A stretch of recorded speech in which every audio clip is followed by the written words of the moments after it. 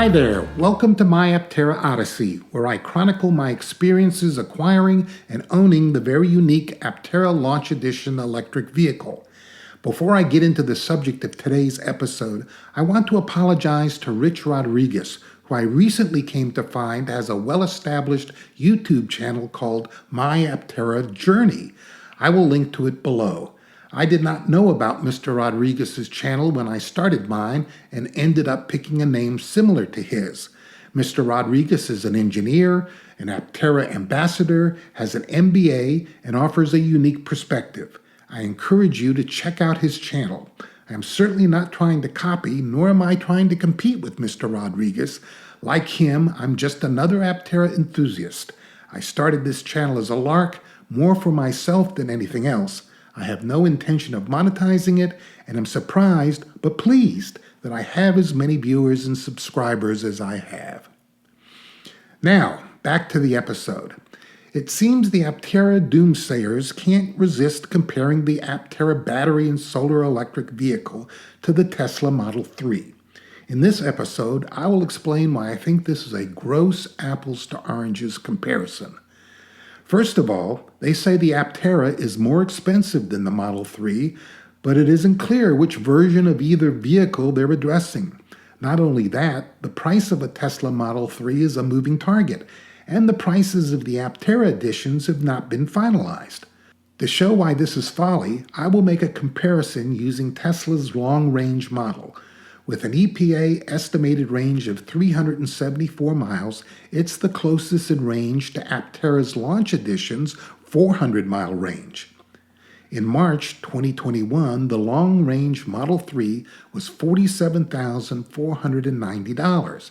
In March 2022, Tesla increased the price 15% to $54,490.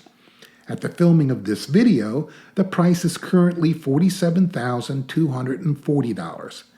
After the $7,500 federal tax credit, that equals to $39,740. At this filming, the Aptera Launch Edition with OpenPilot is $34,500, making the Aptera $5,240 cheaper. So the Aptera actually costs less, even without the federal tax credit, and has better range, which is further enhanced by solar panels, which Tesla doesn't have. Another thing the doomsayers like to point out is that Tesla can seat 5 passengers, while Aptera only seats 2. Well, yeah, the Aptera isn't a car, it's an autocycle. Its target audience is different than Tesla's. Check out my previous episode where I talk about the audience for 2-seaters. People also get hung up about cargo capacity.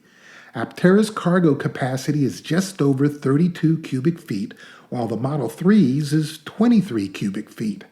My guess is that if you can fold down the rear seats, effectively making the Model 3 a 2-seater, then it will probably have more capacity than the Aptera. The bottom line, however, is the Aptera has much more cargo space than a typical autocycle, and the Model 3 has average cargo space for a car.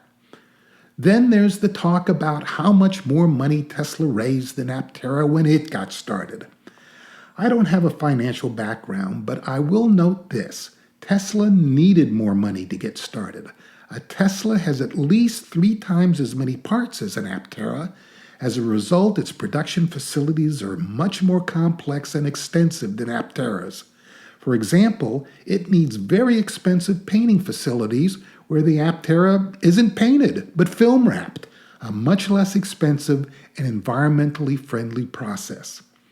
And of course, when they talk about financials, they talk about risk. Yes, Aptera is a startup. All startups are risky. Tesla was risky when it started up. That should go without saying. It's almost beside the point.